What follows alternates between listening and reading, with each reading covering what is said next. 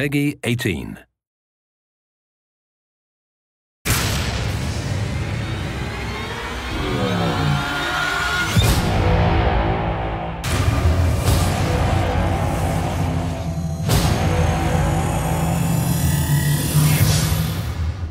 So we're here today in Hoboken, not very far from Saber Interactive's New Jersey office. And if you didn't know, Hoboken is the birthplace of Frank Sinatra. Inversion is a third-person shooter that has a unique gameplay element, which is the ability to control gravity and to navigate in altered gravity environments. What Saber likes to do as a company is we like to try to find cool technical ways to innovate and then see how we can make cool gameplay flow from it. When we started designing Inversion, we wanted to take an already established genre and sort of put our own spin on it. So in the case of Inversion, we were really focused on utilizing physics, and in our opinion, the best way to utilize physics was through gravity control.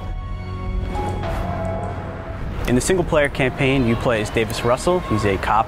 Davis Russell is just a policeman with a wife and a kid and a life. On a routine day, he's out with his partner, Leo Delgado, and on the way home, just this incredible thing happens.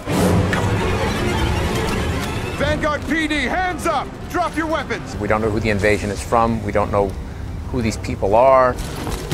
Citizens are running down the street, there's big explosions, they're just completely puzzled. Parts of the ground are being lifted up into the air, and we don't know exactly what's happening to the world around them as gravity starts to shift and change in strange ways. So you can also play the game if you're the second player as a guy named Leo Delgado. Him and Davis have been partners for many years, and they go back quite a ways. Davis is very different from Leo, and they're a good complement to one another in the gameplay. The enemies are called the Lutadors. Davis and Leo really aren't sure where they've come from. I can kind of give you the historical background, the initial designs in terms of the art, style, and feel that we were going to do something which kind of looked a little bit like a Brazilian city. The Lutadors came from that whole idea about the influences with, you know, Portugal or Brazil, better yet. They are more savage because of the conditions that they're living in, and that their size and form is based off of that as well.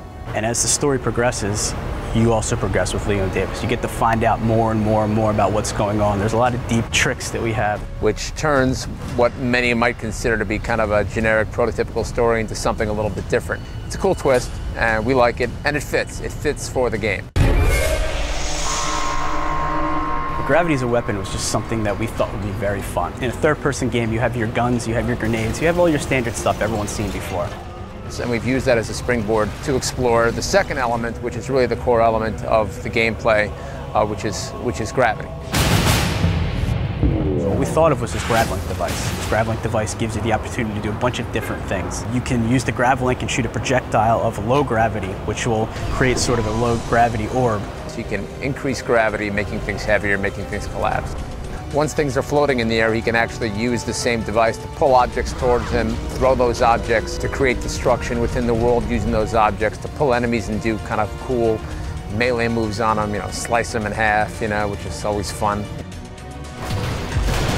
Come on, move it! There's things that we didn't even know the player can do until we started playing around with gravity within the course of the game. You know, you want to get to use them, you want to learn them, and sort of become really intimate with these things, because they're going to help you out. And because we're using realistic physics to simulate everything we're doing in the game world, there's no limits to what can be done. So I think people are going to be doing things that we didn't expect, and we're going to be surprised by them as well.